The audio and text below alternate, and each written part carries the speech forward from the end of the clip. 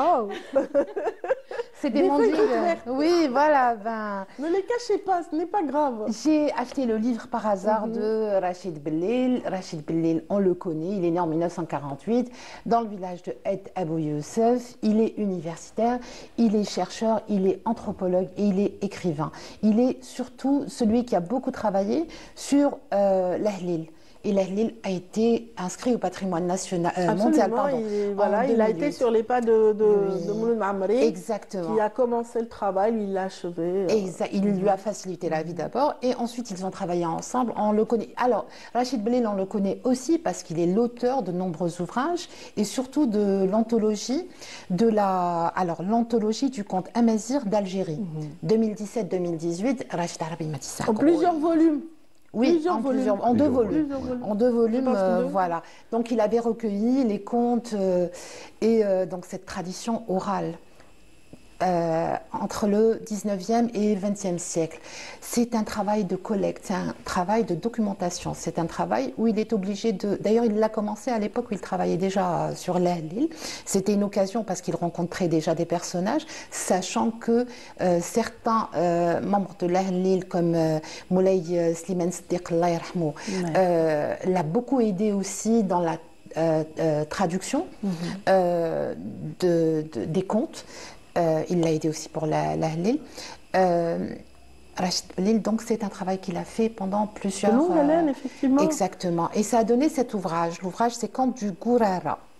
C'est édité par le CNRPH, le Centre national de recherche anthropologique, préhistorique et historique. C'est au niveau du musée du Bardo, juste à l'entrée à gauche. Oui. Ils ont même une librairie et c'est là-bas que je l'ai acheté. C'est sorti en 2019. On va le montrer, oui, bien sûr. parce que voilà la caméra. Allez, alors, qu'est-ce que c'est? C'est un corpus de 74 contes. Il y en a 32 qui sont... lui, il le dit, il a été obligé, c'est la désignation, on va dire, universelle. Tu peux intervenir, Rachid Arab. Hassan Arab. Je pense que Saïd Debleji est très intéressé parce qu'il travaille beaucoup sur la tradition orale. D'accord. Donc, comment il a réparti ce corpus entre 74 contes? 32 sont dédiés aux contes merveilleux. Les contes merveilleux, on sait ce que c'est. Ça retrace, bien sûr, des héros, des personnages souvent surnaturels. On a autant de créatures surnaturelles que par exemple, de fées ou de choses comme ça qui sont très présentes dans le conte. Il y a les contes facétieux et anecdotiques. Pour celui-ci, en fait, 5 sont liés au personnage de Jaha. Et oui, on retrouve le personnage de Jaha. Et 16 sont des récits anecdotiques. Juste, je rappelle que dans cet ouvrage qui est de 428 pages, il y a une partie en français, une partie en tamazight. Il fait la comparaison entre des récits qu'il a collectés dans le Gourara et leur version, on va dire, une analogie dans d'autres régions. En Kabylie par exemple, ou encore à Cherchel.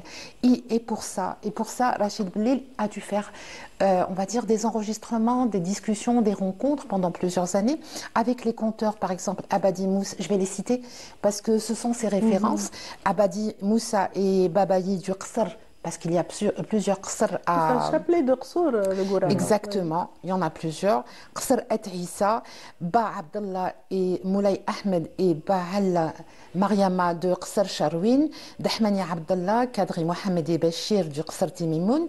Il a travaillé avec Mohamedi Mohamed du Qsr Ghanet. Donc, il a travaillé aussi avec Meslam Abdelrahman du Qsr Taoursid, voilà. Rachid Bellil a fait un travail de collecte, mais il a aussi fait appel au travail réalisé par l'attaché de conservation, donc Bahda Abdelaziz, donc il travaille à l'office du parc national du Touat, pardon, voilà, j'ai réussi à le dire, parce que cet attaché de conservation avait déjà fait un travail de collecte, et donc il l'a récupéré, ils ont travaillé en collaboration.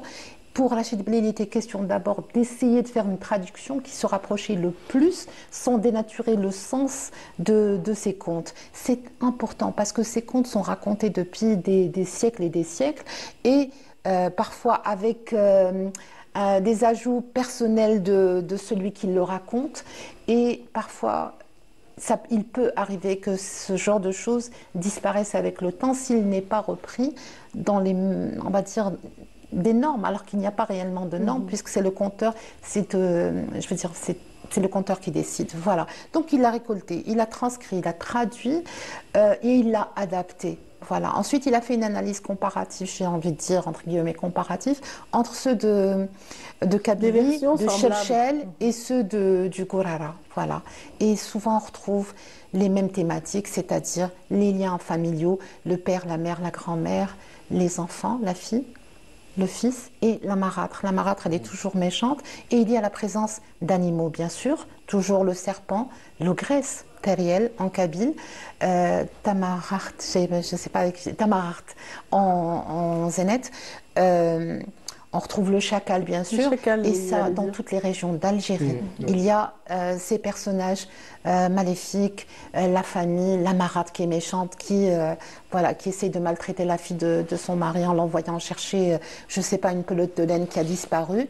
Elle a une fille et elle voudrait que sa fille soit meilleure que sa belle-fille. Sa belle-fille va, j'essaie de le compter un peu, hein, mais c'est un peu compliqué. Elle va pour rechercher cette pelote de laine qui a disparu par magie. Elle traverse un premier groupe d'esclaves, un deuxième d'hommes. Elle est tellement bien élevée, tellement intelligente qu'elle les contourne, arrive jusqu'à l'ogresse, arrive à convaincre l'ogresse et elle repart avec de l'or. Donc un sac plein d'or, elle rentre à la maison, sa belle-mère, sa marâtre, elle est dans un état d'hystérie. Elle envoie sa fille en espérant qu'elle ait plus, mais en fait sa fille finit très mal parce qu'elle est insolente, snob, elle est mal élevée, donc elle finit mal. Voilà, donc on retrouve ce genre de choses. Il y a donc autant de contes, c'est très très intéressant et c'est magnifique. Moi j'espère qu'un jour ce sera en tout cas, c'est déjà bien que ce soit déjà transcrit, répertorié, inventorié, comme on dit. Et ça, c'est notre héritage. Un travail de longue haleine. Voilà, l'héritage, ça a toujours intéressé notre artiste Saïd Bladi qui a été... Moi, justement, je m'intéresse beaucoup à Ahlil, justement. Oui. Alors, il y a ce chant spirituel qui est magnifique, interprété par les Foulani. Exactement, exactement. Je vais juste rappeler que Bah Abdallah, l'attaché de conservation à l'office du parc du Touat, est connu comme détenteur de poèmes anciens de l'Ahlil.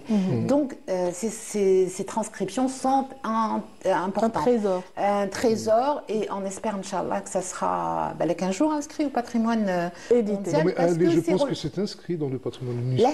L'Ahlil est inscrit. Les contes, tout à fait. Les contes, pas encore. Bien sûr. Les contes racontent en tout cas, merci de nous faire voyager à travers ce travail remarquable de Rachid Bellil.